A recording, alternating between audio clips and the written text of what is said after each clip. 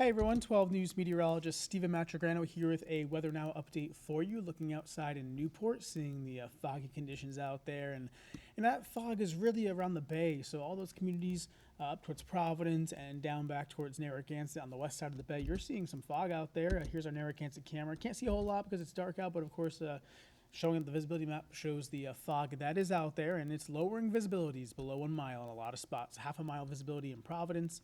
Elsewhere, though, not too bad, from Smithfield over towards Taunton, down towards New Bedford. So that fog is really localized and centered right around the bay. Temperatures right now, upper 60s to lower 70s, and the wind speeds out of the south about 5 to 10 miles per hour. So no big weather concerns out there for tonight, but certainly keep in mind the fog.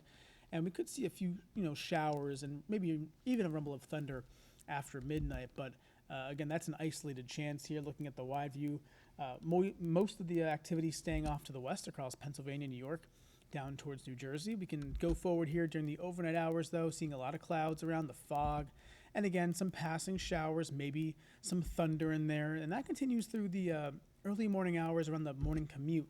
It's with a warm front that should push on by, and that'll, of course, jump up that humidity for the daytime hours on Tuesday and warm things up once again, looking at 80s for temperatures inland and some upper 70s down near the coastline during the afternoon. That sea breeze will help to keep things a little bit cooler at the immediate shoreline. Watching for some of that fog also to kind of move back in the afternoon hours. Watch also further north for a chance of a shower or thunderstorm during the afternoon hours. Then we all got in the action later on at night in the evening hours. You can see some of those showers and thunderstorms tracking on through. Kind of the hit or miss variety, but the timing looks to be later on at night as a cold front moves through. And that cold front will set us up for a pretty nice Wednesday with lower humidity and eventually sunshine taking over. But for Tuesday morning, looking at temperatures in the 70s, rising to near 80 by the middle part of the day. Shower around early on before about 9 a.m. or so, then partly sunny and humid. And the afternoon hours, very humid in the 80s inland, upper 70s at the coastline. Maybe another shower or two possible during the afternoon hours and into the evening. Now, we are looking at the level 1 severe threat for Tuesday afternoon.